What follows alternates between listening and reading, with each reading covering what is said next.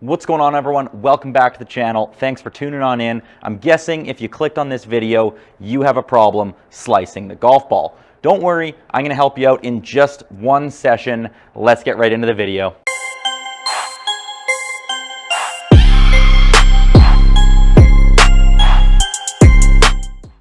So first things first, we need to understand why we're slicing the golf ball before you can make any changes. If you don't understand the root cause of the problem, it's impossible to implement any changes. So if I'm left-handed and I get to the top of my backswing, what I'm doing in order to slice the ball, I'm throwing my hands out first, this way. That's a motion that most average golfers will have at the top of their backswing instead of starting with their lower body. They'll do this, and they're coming across something called hitting out to in on the golf ball. This club path that goes this way creates a face angle that's going to help slice the golf ball. We want to try to eliminate that. So how do we do that? When you get to the top of your backswing, you want to drop your hands low this way first. Almost picture as if you're hitting a baseball off a tee ball. That is going to help you get to what's called, what people refer to as being shallow. So how do we do that? I'm left-handed, so you can picture your left hand going towards your left pocket, or if you're right-handed, picture your right hand going to your right pocket. So when we get to the top of your backswing, up here, if you're right-handed, drop your right hand to your right pocket and then turn through the golf ball. Obviously much more comfortable for me being left-handed, but you get to the top, right? You drop your left hand to your left pocket and then you make your rotation. That is an exaggerated angle of where you want your body to stop slicing. That's, of course, much easier said than done. I'm going to give you a couple tips right here to help simulate bringing that hand down to your pocket. So taking your glove hand, if you don't wear a glove, go get one. There's always going to be a logo on your glove somewhere. Okay, so when you get to the top of your backswing, if you need help shallowing that club out, picture the logo of that golf glove pushed towards the ceiling. That's going to give you something called a bowed wrist. Now, most people who slice the golf ball have a cupped wrist. So notice the angle of my wrist is cupped. That's going to help slice it. Bowed is going to help draw it. So someone with a massively bowed wrist that you've probably seen if you see Dustin Johnson swing a club, that's a crazy bowed wrist. Phil Mickelson generally has a cupped wrist. So those are two swings that you can go look at and see the difference of. But this, you want to point that logo to the ceiling. That's going to help drop the club in this way and swing more shallow. Now, if you're struggling with that, I do have another tip for you to really help simulate pointing that glove logo to the ceiling. Get yourself your debit card, or actually not that, you don't want to break it, any club card or whatever. Now, you want to stick it into your glove. Yep, big flex, Costco member. So just take that, stuff it into your glove so that it's kind of pointing out a little bit there. What that's going to do is when you get to the top of your backswing, it's going to tell you if you still have a cupped wrist or not, because you can feel it. If you have a cupped wrist, the card kind of digs into your skin a little bit. You can kind of see that right there. And if you bow the wrist, the card lets off your skin. So if you have a properly bowed wrist when you're coming through and swinging, you will have no idea that that club is there.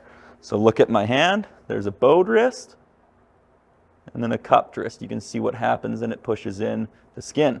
So try that out and let's move on to the next drill.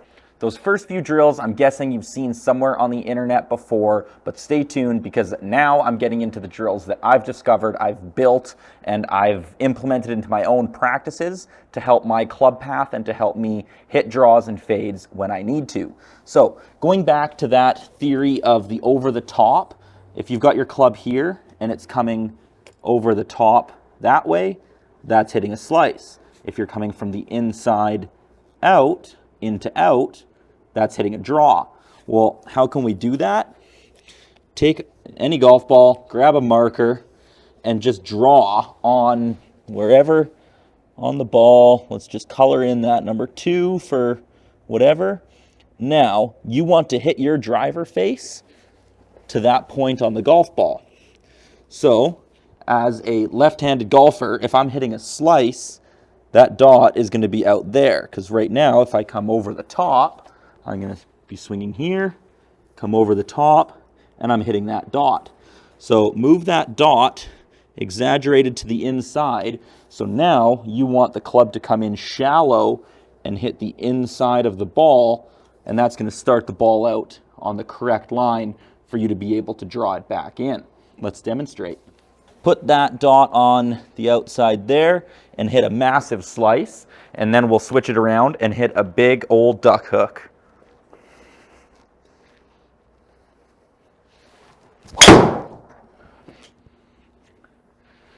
So there's our slice. Starts out right, and then it comes back in to the left. That was more of a fade than a slice, but I'm not natural to hitting a big slice. So now again, we'll take our dot. We're going to put that on the inside of the golf ball and hit a big hook.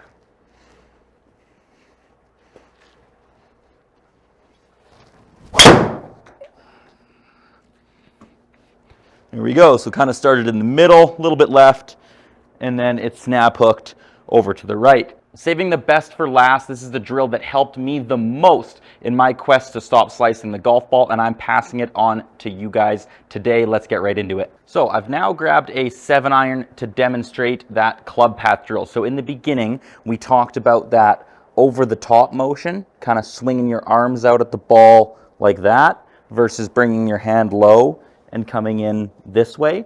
So this is by far my favorite drill that I implemented. T-Claw is the company. If you want to look at these, I will link them in the description below. No coupon code, not yet anyway. T-Claw, if you're watching, hit me up. So the center line here, this closest one of my feet, that's going to be our center to target line. So that would be a dead straight ball. What's happening for most of you slicers is if the ball is in these strings here, that's representing our out to in path. So you're kind of throwing it over the top and swiping at the ball that way. And that's going to look something like this. So it starts kind of center, and then it fades off back to the left. Now, if we want to hit our draw, let's move that the opposite way and show you what it looks like.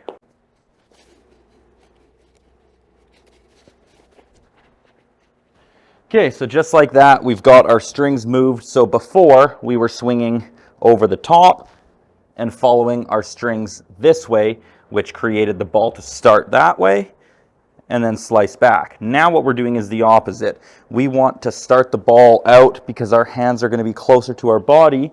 We're going to start the ball out that way and draw it back in. So you have to have a little bit of face angle control to do this as well, but let's hit a big hooded sling now.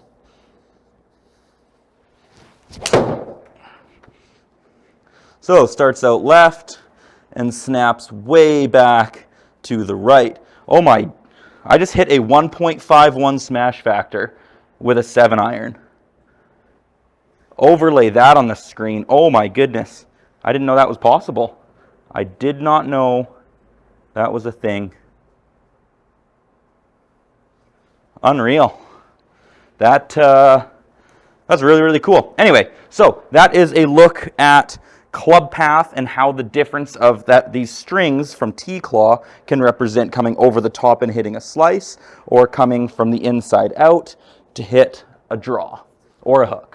Hopefully I was able to help cure your slice today. If you enjoyed the video, drop me a thumbs up down below. You can also subscribe to the channel. I drop a new video every Saturday at 12 noon, and I've started a new series called Launch Monitor Statistics. So if you heard the jargon today like club path, face angle, spin rate, smash factor, all those sorts of things, once a week I dive into the statistics of TrackMan and FlightScope so that golfers like you can help better understand your game and start improving your score on the golf course. So until next time, have a good one.